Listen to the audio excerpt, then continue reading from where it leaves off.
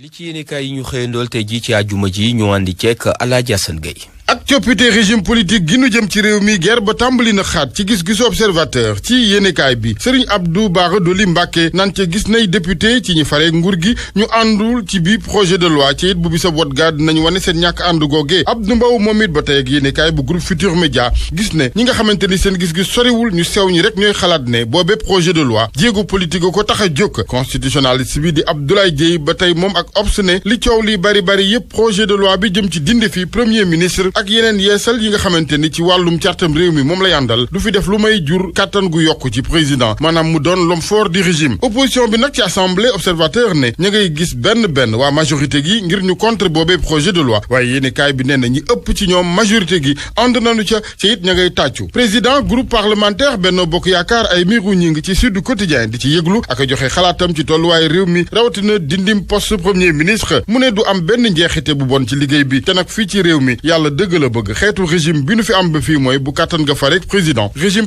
présidentiel dara nag mu ne du soppeeku ci liggéey bi ci assemblée nationale question d'actualité yi du dandu la mu gis rek mooy bu fekkee ni indiwu ni coppite ci article 87 bu constitution bu Sénégal foofee dina yokk doole ci lu jégg dayo président article 87 bi naan président ci boppam am na sañ-sañu tas assemblée nationale ginnaaw su jiitee ñaari at seen mbootaayu politique gi nag muy mouvance présidentielle gi Aymérou Gningue ba tey ak Sud Quotidien ne faaw ñu yegg ci léegi direction politique unifiée maanaam ak bennoo ca bopp ba lu ci mel ni la am ak UMP ca France Le Soleil xëy ci xëtam bu njëkk moom nataalu premier ministre Mahammed Boun Abdallah Dionne yéene kaay bu ànd ne ndindim poste premier ministre la muy jur ci wàllu coppite mooy ñaar fukk ak ñaari article yu téeméer ak juróom-ñett yu constitution bu Sénégal dinañ ko laalaat ñu waxaat ci nomination yi ak président Sall La Tribune gis ne ñaareelu gouvernement moom président la taxawal ca palais ba ak paluk Augustin Tine Ismaïla Madior Fall ak Mame Mbaye Niang Cheikh Kanté observateur xëy moom di leeral ni ba tey ministre la ca la mu yoroon nit la yor ba tey maanaam may gët gi topp gi ñeel plan Sénégal émergent PSE moom day mbili gi Soñ Kanté ba tey L'Obs ne tey la gën a am kóolute président Macky Sall beneen ministre Mansour Faye source a moom la xëyee di laaj man ndox moo ko war a setal war a sang li waral laaj bi mooy dañu ne dañu ko tudd ci wàllu mbuxum Les Échos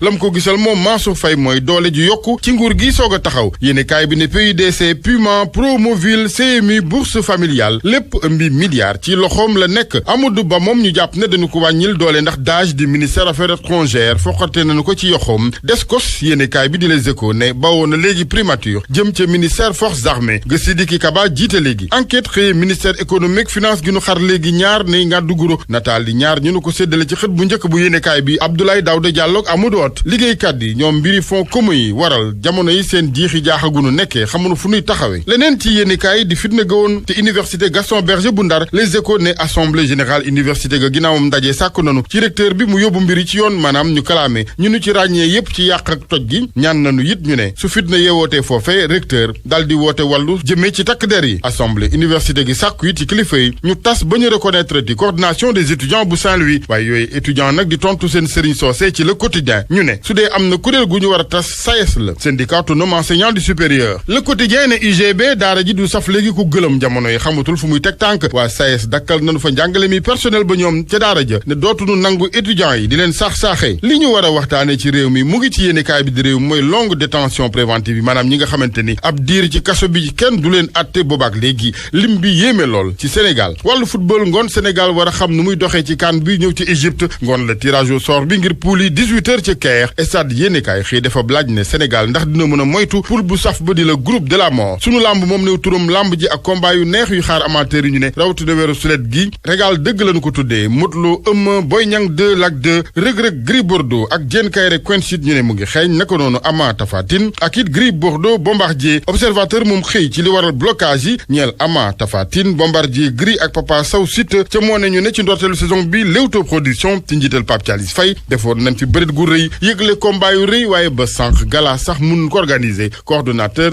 bu Leewtoo production Mars Mbargane di indi leeral ci li waral blocage yooyu ci observateur jëndeeti leen wala jënd leen observateur amateur yi ngir xam lu waral yooyu blocage ba waral